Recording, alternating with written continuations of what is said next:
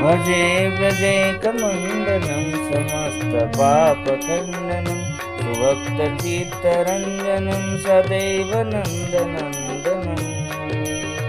सुपीच्छगुच्छमस्तकं सुनादुवेणुहस्तकम् अनङ्गरङ्गसागरं नमामि कृष्णनागरम् गजेन्द्रमोक्षकारिणीं स्मितावलोकधारिणीं महेन्द्रमानधारणं नमामि कृष्णवारणं कदम्बपुष्पकुण्डलं सुचारुगण्डमण्डनं गजागणिकवल्लभं नमामि कृष्णदुर्लभम् मनोजवर्गमोचनं विशालपद्मलोचनं सुपीतवस्त्रशोभनं नमामि भालचन्दनं यशोदया समोदया सकोपया कृपानिधिम् उलूखनी सुसंयुतं नमामि लोकसम्मतं नवीनमेघसुन्दरं नवीनकेलिसागरं नवीनमेघसुन्दरं भजे व्रजैकमन्दिरम् समस्तगोपशोभनं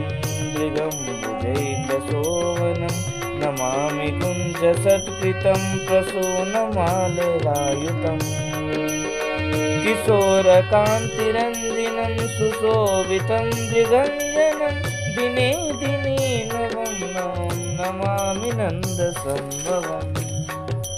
गुणाकरं कृपाकरं कृपाकरं शुभाकरं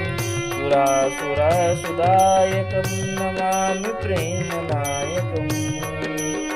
समस्तदोषशोषणं समस्तभक्तपोषणं समस्तदासमानसं नमामि कृष्णलालसं दिगन्तकान्तिसायकं कामदामदायकं समस्तगोपनायकं नमामि वेणुगायकम्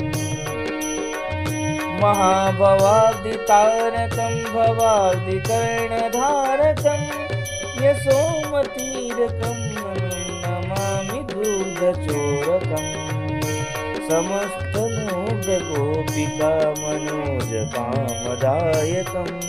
नमामि भक्तवर्धनं हरिप्रियजनार्दनम् सदैव पादपङ्कजं मदीयमानसे निजं ददातु नन्दबालक समस्तभक्तपालकं निकुञ्जमञ्जुमाधुरीं मिलिन्दिरं सुन्दरीं लभेयमिन्दिरास्तुतं तथा कृपा विधीयताम् प्रमाणितं तव त्वयं पठन्ति प्रातरुत्थितम् एवं नन्दनन्दनं मिलन्ति भावसंस्तुता भजे व्रजैकमण्डलं समस्तपापखण्डनं सुभक्तचित्तरञ्जनं सदैव नन्दनम्।